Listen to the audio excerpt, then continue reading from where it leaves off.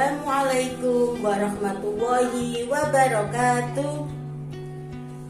Bagaimana kabarnya anak hari ini?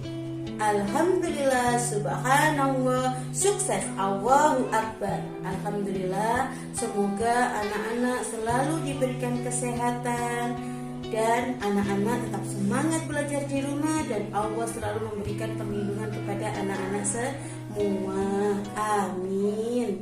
Alhamdulillah anak-anak, untuk materi minggu ini anak-anak bertemu lagi dengan Bu Anis pada mata pelajaran Pendidikan Agama Islam kelas 3. Kita sudah memasuki bab 3 tentang meyakini Allah Maha Esa dan Allah Maha Pemberi.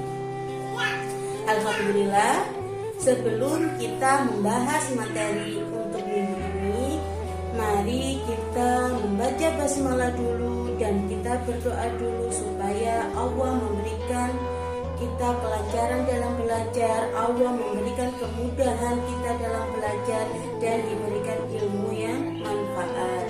Mari kita membaca basmalah dulu bersama-sama. Bismillahirrahmanirrahim. Alhamdulillah. Untuk itu sekarang anak-anak, Bu Anis akan langsung membahas materi minggu ini. Tujuan pembelajarannya adalah KD 3.3 membahas tentang memahami keesaan Allah yang Maha Pencipta. KD 3.4 membahas tentang memahami makna Asmaul Husna Al-Wahhab. Dan yang pertama, Bu Anis akan membahas KD 3.3 yang membahas tentang memahami keesaan Allah. Anak-anak, Allah itu Maha Esa. Yang artinya apa? Anak-anak tahu apa tidak? Pinter. Allah Maha Esa artinya bahwa Allah Subhanahu wa Ta'ala itu satu, tunggal. Tidak ada Tuhan selain Allah Subhanahu wa Ta'ala. Sekarang Bu Anis ulangi lagi. Allah Maha Esa. Apa artinya tadi? Pinter. Allah Maha Satu. Allah itu satu. Allah itu tunggal. Tidak ada Tuhan selain Allah Subhanahu wa Ta'ala. Allah tidak berayah. Allah juga tidak beribu. Allah tidak beranak dan tidak pula diperanakkan. Kita sebagai umat Islam wajib meyakini bahwa Allah itu Maha Esa, Allah itu Maha Satu. Hal ini dibuktikan dalam Al-Quran surat Al-Ikhlas ayat 1-4. Bu Anis akan membacakannya. Bismillahirrahmanirrahim. Qul huwallahu ahad, Allahu samad, lam yalid wa lam yulad wa lam yakul lahu kufuwan ahad.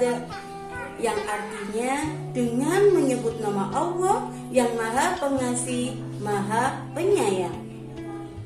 Katakanlah Muhammad, dialah Allah yang Maha Esa. Allah tempat meminta segala sesuatu. Allah tidak beranak dan tidak diperanakkan. Dan tidak ada sesuatu hal yang setara dengan Allah, dengan Dia. Al-Quran surat Al-Ikhlas ayat 1-4. Dari terjemahan tadi kita bisa menyimpulkan itu tadi adalah bukti bahwa Allah itu Maha Esa, Allah itu Maha Satu. Tidak ada Tuhan selain Allah. Apabila Allah itu Maha Esa, kita juga harus yakin bahwasanya Allah itu yang berkuasa, penguasa tunggal di alam semesta ini, dan Allah lah yang menciptakan alam semesta ini. Allah Subhanahu wa Ta'ala menciptakan alam semesta ini dengan sebaik-baiknya. Adanya bulan, bumi, langit, makhluk hidup, tumbuhan, hewan, manusia itu termasuk ciptaan Allah yang Maha Esa, Allah yang Maha Pencipta. Dari contoh ciptaan Allah tadi, kita sudah mengetahui bahwa Allah itu satu, Allah itu yang menciptakan alam semesta. Tidak ada sekutu bagi Allah, tidak ada sekutu bagi Allah, karena Allah lah yang menciptakan alam semesta ini. Kita sebagai umat Islam harus meyakini bahwa Allah itu Maha Esa yang menciptakan alam semesta, karena Allah juga Maha Pencipta. Jadi anak-anak, agar anak-anak bisa memberi buktinya kalau emang Allah itu Maha Esa dan Maha Pencipta, anak-anak bisa mengamati diri kita sendiri. Kita sebagai manusia, kita bisa mengamati diri kita sendiri sebagai manusia. Kita adalah ciptaan Allah, karena manusia adalah ciptaan Allah dengan sebaik-baiknya ciptaan. Allah menciptakan manusia itu dengan sebaik-baiknya ciptaan. Jadi kita diberikan kaki untuk jalan, mata untuk melihat, tangan untuk menulis, makan, mulut untuk berbicara, dan sebagainya. Itu adalah ciptaan yang sangat baik yang kita diciptakan oleh Allah. Itu adalah bukti bahwa Allah itu Maha Pencipta. Selain kita mengamati diri kita sendiri, kita bisa mengamati alam sekitar kita. Adanya tumbuhan, pohon, hewan, kupu-kupu, bunga, langit, bintang, bulan, bintang ada di malam hari, bulan, matahari terbit dari timur, terbenam di barat. Itu adalah bukti bahwa Allah itu Maha Pencipta. Allah itu Maha Esa, Allah Maha Satu. Jadi kita sebagai umat muslim wajib yakin bahwa Allah itu Maha Esa dan Maha Pencipta. Alhamdulillah anak-anak, sekarang Bu Anis akan membahas KD 3.4, yaitu memahami makna Al-Wahhab.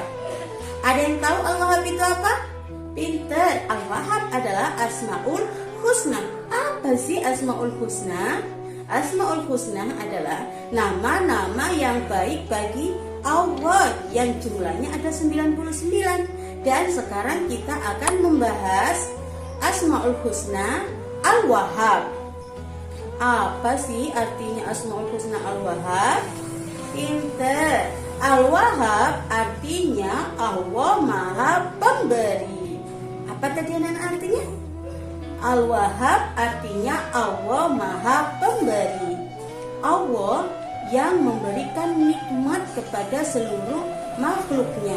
Allah memberikan segala sesuatu yang kita butuhkan tanpa kita minta terlebih dahulu.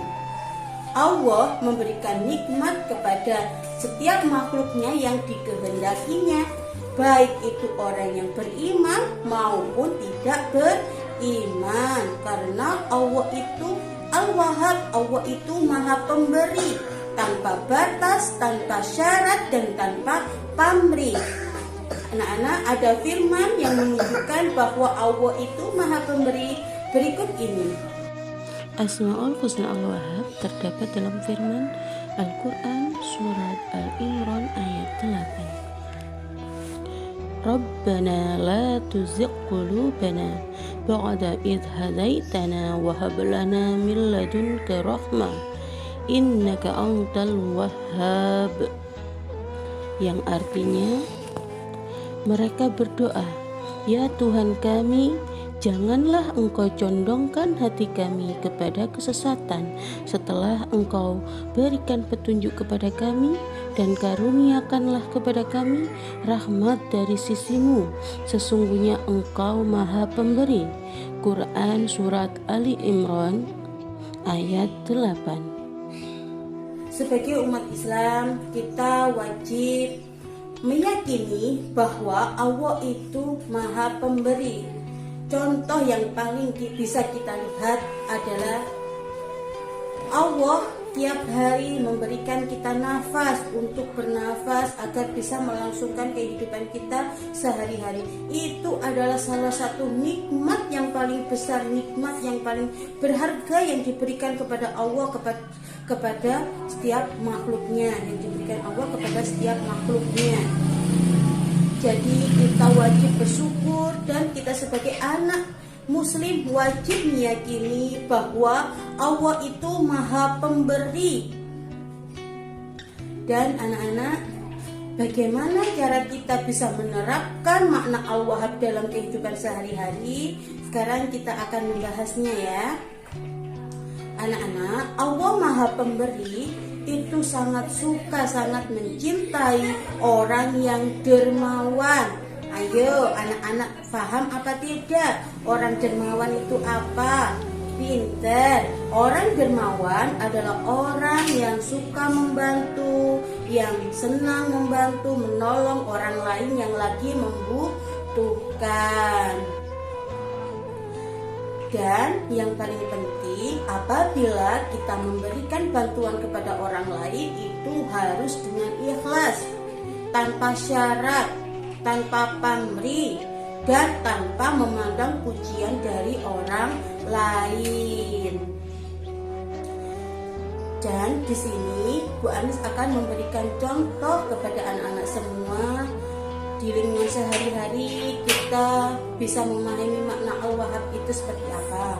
Contoh yang pertama, apabila ada teman kita naik sepeda terus terjatuh, kita melihatnya, kita menolongnya tanpa pamrih, itu adalah salah satu bukti bahwa Allah itu maha pemberi. Kita suka membantu kepada orang lain. Selanjutnya, kita memberi santunan kepada orang yang saling lagi membutuhkan, orang fakir miskin, anak yatim. Contoh yang ketiga, apabila ada suatu bencana di lingkungan kita, kita wajib memberikan santunan kepada orang yang lagi membutuhkan itu. Itu tadi adalah salah satu contoh yang membuktikan bahwa Allah itu maha pemberi. Bagaimana cara kita menerapkan makna Al-Wahhab dalam kehidupan sehari-hari? Alhamdulillah anak-anak, materi untuk minggu ini telah Bu Anis ulas, telah Bu Anis terangkan tentang keesaan Allah dan makna Allah Al-Wahhab, Allah maha pemberi. Semoga pemberian materi dari Bu Anis ini bisa memberi kemudahan dalam anak-anak dalam belajar di materi ini, dan anak-anak bisa lebih mudah untuk memahami materi ini. Alhamdulillah anak-anak, semoga kita selalu diberikan kesehatan dan anak-anak tetap patuh kepada orang tua ya, tetap terus semangat belajar dan mengaji di rumah. Alhamdulillah, sampai ketemu lagi Bu Anis di materi selanjutnya. Sekarang Bu Anis akhiri dulu sampai di sini. Wassalamualaikum warahmatullahi wabarakatuh.